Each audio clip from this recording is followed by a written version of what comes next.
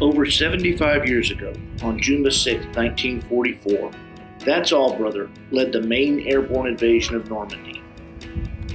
This airplane led over 800 C-47s that dropped over 13,000 paratroopers in the early morning hours of D-Day.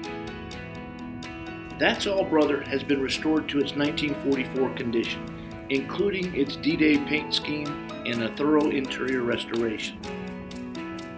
The Commemorative Air Force maintains airplanes to be flying artifacts of living history.